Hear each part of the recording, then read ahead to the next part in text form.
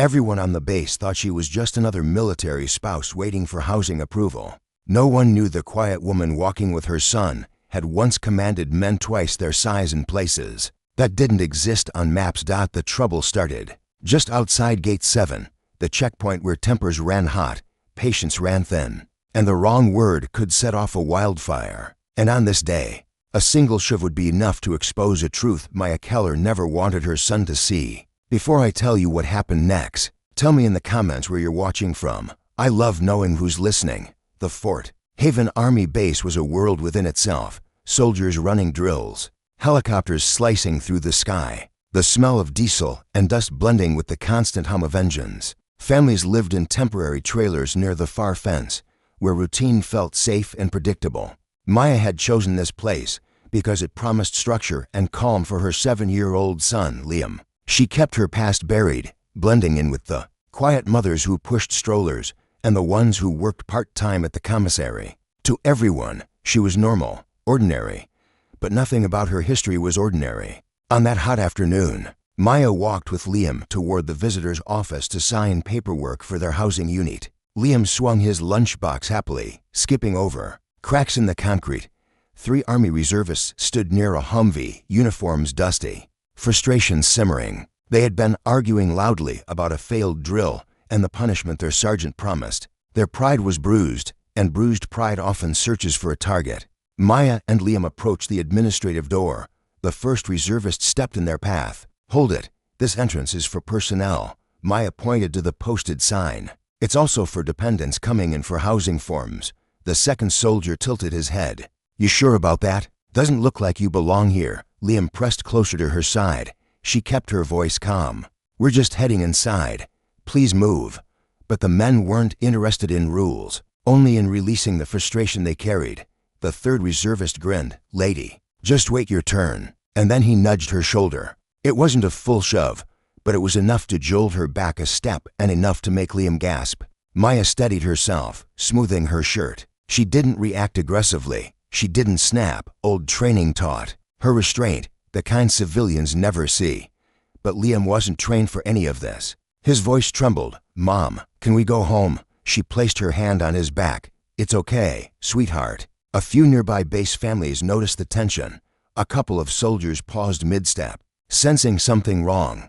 A silence settled, the kind that happens before a storm. The first reservist sneered. "What's wrong? We hurt your feelings." She exhaled slowly. "Let us pass.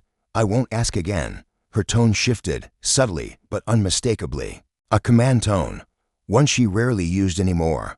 The men stiffened, sensing something they couldn't name, but pride won over caution. The second reservist stepped forward, smacking the papers out of her hand. They scattered across the concrete, fluttering like broken wings. Maya crouched to gather them. Liam bent to help, his small fingers shaking. The reservist chuckled. "Look at her, acting like she's in charge." Then, without warning, he hit her. A sudden, open-handed strike across her cheek. The blow echoed off the concrete buildings. Liam screamed and dropped the papers. The families nearby froze. A soldier carrying a crate stopped mid-stride. Even the MP at the gate turned his head sharply. Maya didn't touch her cheek. She didn't stumble. She simply rose, slowly, deliberately, with a chilling calm. Her eyes lifted, steady, trained, and something inside her clicked back into place. For years she had buried that part of herself. But the moment that man struck her in front of her son, the locks came undone. She spoke softly, but her voice carried like steel. "You need to walk away, all of you."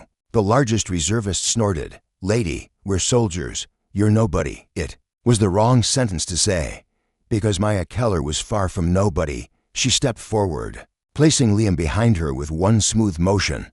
"Don't do this," she warned. Not with him watching, but the third reservist reached for her wrist. That was the moment everything changed. Maya moved, fast, precise, efficient. She twisted his arm, pulled him off balance, and guided him straight to the ground, controlled, enough not to break anything, but decisive enough to shock him. The first reservist lunged. She pivoted, using his own momentum, sending him into the side of the Humvee with a metallic thud. Gasps rippled across the courtyard. The second swung at her in anger. She ducked, swept his feet out from under him, and he collapsed onto the pavement. Stunned, the families watching moved back, whispers rising in waves. Who is she? No way a civilian moves like that. She didn't even hesitate. Did you see that takedown? The 3 reservists lay on the ground, winded and disoriented. But the largest one pushed himself up, rage replacing reason. He charged at her, fist raised. Maya sidestepped, grabbed his forearm, and with a clean, practiced motion, pinned him face down on the asphalt. She didn't hit him. She didn't retaliate with violence. She simply restrained him, breathing hard yet steady. Stop, she commanded, and something about her tone, that hard-won authority, finally reached him. The base military police sprinted toward the scene from Gate 7. Step away from him. Everyone stay where you are. Maya raised her hands and stepped back, letting the reservist go. She wasn't scared. She had faced far worse men in far darker places. Liam ran to her, and she hugged him tightly, shielding his eyes. The MPs grabbed the reservists, cuffing them quickly while questioning the onlookers.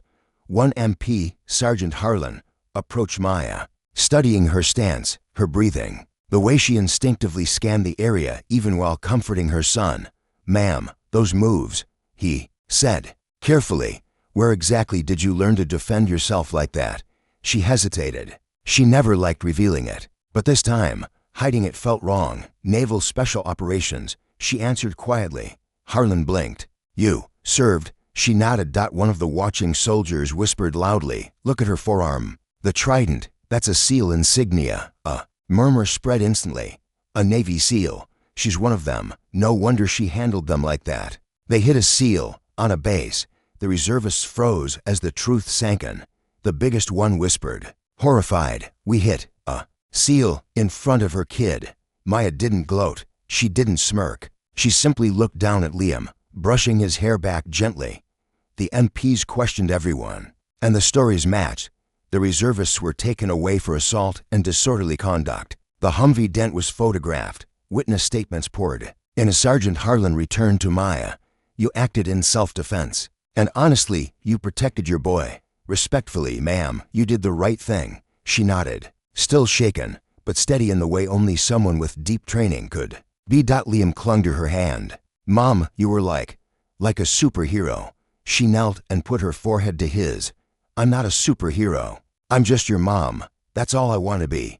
He smiled, small but real. Families gathered around, offering help, respect, admiration. Soldiers nodded at her with quiet acknowledgement, the kind reserved for warriors who no longer wear uniforms, but never lost their strength. As she gathered the scattered papers again, Maya felt a strange mix of sorrow, relief, and pride. She didn't want her past to surface this way. She didn't want violence near her son. But she also knew this truth. Some moments demand courage. Some moments choose you. And sometimes the strongest thing a warrior can do is protect peace. As she walked with Liam toward the housing office door, the sun dipped behind the barracks, casting long shadows across the base. Shadows that used to scare her. Shadows that no longer did. Because courage doesn't disappear. It adapts, waits, and rises exactly when it must. And on that army base, a quiet mother proved that strength can live quietly until the day it needs to stand. Thank you for listening, my friend. If this story touched your heart, share your thoughts in the comments. And remember to subscribe for more powerful stories like this.